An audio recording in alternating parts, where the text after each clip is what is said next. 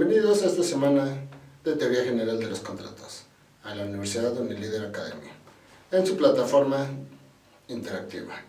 Ok, esta semana lo que vamos a ver son los contratos asociativos. Es importante establecer que estamos para fines didácticos contemplando el Código Civil Federal para poder ver todas las leyes de las cuales nos van a marcar los fundamentos de los contratos que estamos viendo. Ok, contratos asociativos. Como siempre, las personas tienden a asociarse.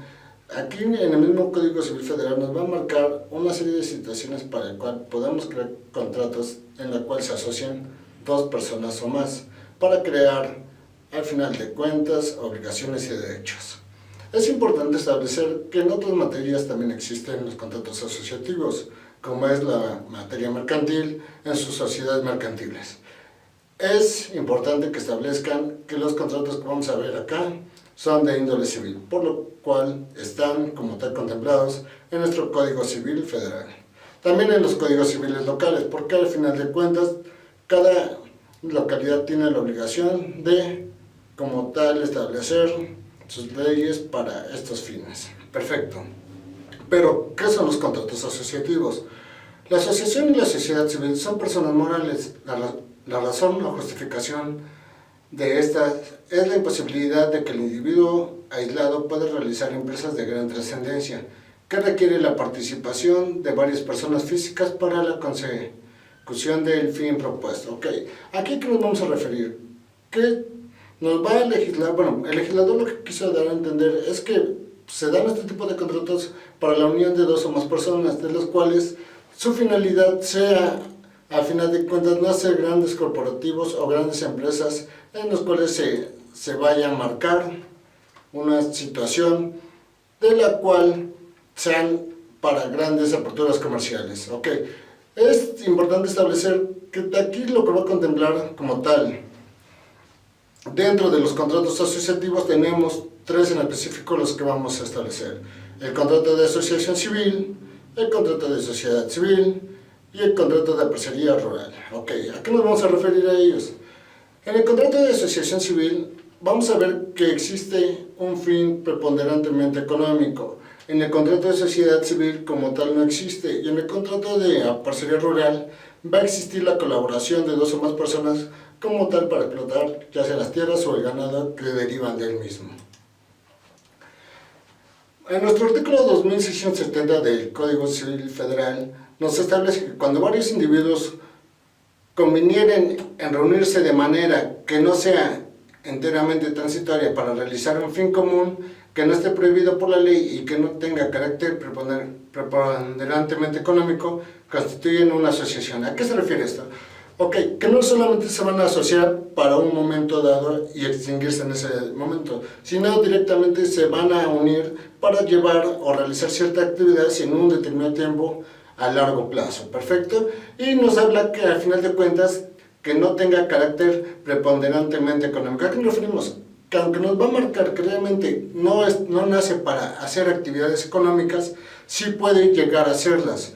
Un ejemplo sería, por ejemplo, una asociación que hace una rifa para poder tener recursos, para poder subsistir. Ahí está haciendo un acto económico, pero sin, en cambio, no es su carácter estar estableciendo ese tipo de rifas constantemente para poder tener un ingreso, sino simplemente lo va a hacer para poder tener esa economía dentro de su asociación.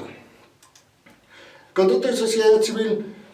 El artículo 2688 del Código Civil Federal nos marca que, por el contrario de sociedad, los socios se obligan mutuamente a combinar sus recursos, sus esfuerzos para la realización de un fin común de carácter preponderantemente económico, pero que no constituya una especulación comercial. Porque, ¿qué pasa con la especulación comercial? Cuando nosotros, nuestro órgano va a ser una especulación comercial, ya directamente tendría que ser marcada por parte de leyes meramente comerciales, como lo son las leyes mercantiles. Entonces, la sociedad civil como tal, sí va a tener un carácter como tal preponderantemente económico, pero no que vaya a ser caracterizado para realizar esa serie de actos comerciales, sino, en cambio, va a ser cierto tipo de actos para poder tener, al final de cuentas, consecuencias económicas favorables. Pongamos un ejemplo, se unen varios abogados y de los cuales quieren hacer o brindar asesoría jurídica, de la cual necesitan establecer precios. Sí, como tal se hace esta situación, pero al final de cuentas no se va a hacer actos de comercio por medio de esta sociedad. ¿Perfecto? Es importante establecer que la sociedad civil, muchas personas van más a establecerla porque al final de cuentas es mucho más fácil establecer una sociedad civil que al final de cuentas una sociedad mercantil.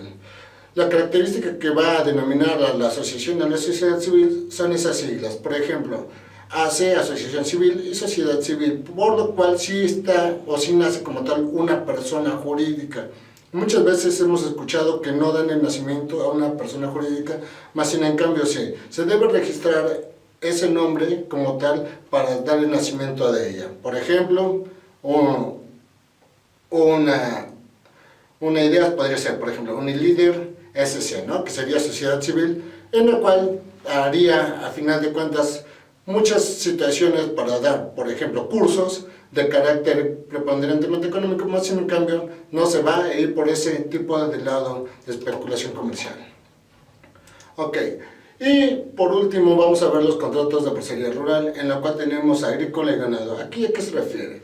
Aquí es, por ejemplo, agrícola, cuando se cuenta con una serie de tierras para poder cultivar, se pueden prestar para poder cultivar y en la cual las ganancias se pueden dividir entre el dueño y aquella persona que sea la que la explote. O en el ganado se puede dar que, por ejemplo, todo el ganado que puede tener una persona concentrada, él pueda dársela a otra o asociarse con otras personas para poder explotar ese ganado y en el cual se repartiría como tal esa situación económica que dé. Okay. Esto prácticamente sería lo que vamos a ver toda esta semana. Es importante que vayan a sus lecturas de Código Civil para en el cual podamos tener las características más específicas y los elementos de este tipo de contrato. Perfecto, para cualquier duda estamos dentro de la plataforma para que nos puedan consultar o escribir para aclararles cualquier duda.